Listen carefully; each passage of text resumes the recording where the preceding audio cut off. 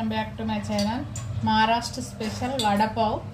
మేము ఇంట్లో ఎప్పుడన్నా వేస్తా, కాకపోతే చాలా రోజులు అవుతుంది, వర్షం పడుతుంది కదా, పిల్లలు చల్లగా ఉంది ఏదన్నా వేయి మమ్మీ అంటే శనగపిండి సేమ్ బజ్జి పిండి లాగానే కలిపి పెట్టుకోవాలి. ఉప్పు, కారం, సోడా అన్నేసి ఓమ వేసిన తర్వాత ఆలుగడ్డ మెత్తగా ఉడకబెట్టుకోవాలి. ఉడికిన తర్వాత నూనె పెట్టిన, ఇందులో జీలకర్ర, ఆవాలు,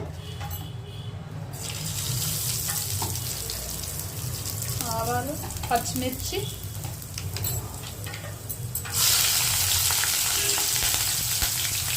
ఉల్లిపాయ, కరివేపాకు. సేమ్ ఆలుగడ్డ మనం ఎట్లా ఫ్రై చేసుకుంటామో అదే విధంగా ఫ్రై చేసుకోవాలి.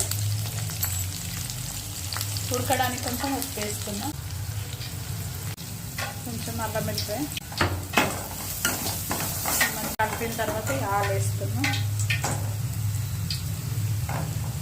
ఎక్కువ వేడిగానే అవసరం లేదు, ఎందుకంటే మనం ఉండలుగా చేసి డీప్ ఫ్రై చేయాలి కదా. దించే ముందు కొంచెం కొత్తిమీర వేసుకున్నాం. గ్యాస్ ఆఫ్ చేసుకున్నా.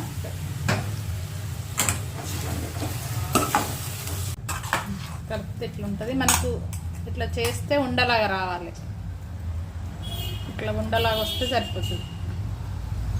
ఇట్లా నూనెలో కాల్చుకొని మనం వడపావు మీద పెట్టుకొని తింటే టేస్ట్ మంచిగా ఉంటుంది. తినేటప్పుడు కొంచెం కారం కారంగా మంచిగా వస్తుంది. ఉండలుగా చేసి ఇట్లా శనగపిండిలో వేయాలి. ఇట్లా శనగపిండిలో ముంచి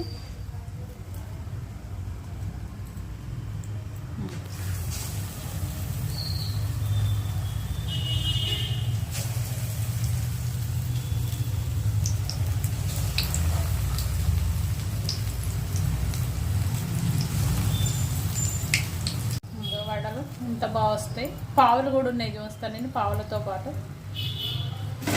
ఇక పావులు అంటే మంచిగా మహారాష్ట్రలోనే దొరుకుతాయి, ఇక్కడ దొరుకుతాయి. సిటీలో దొరుకుతాయి అంటారు కానీ మేము ఎప్పుడు చూడలే. ఇక ప్రస్తుతానికి ఇవి ఇక్కడ దొరికినాయి, ఇవే తెచ్చినాం. రెండు ఇట్లా మధ్యలోకి చీల్చాలి, ఇట్లా రెండు అయితే ఈ మధ్యలో పావు పెట్టాలి. నేను బటర్ తేలే, హెల్త్కి మంచిది కాదు కదా. ఫ్రెష్ నెయ్యి ఉంది మా ఇంట్లో, ఇట్లా వేసుకోవాలి.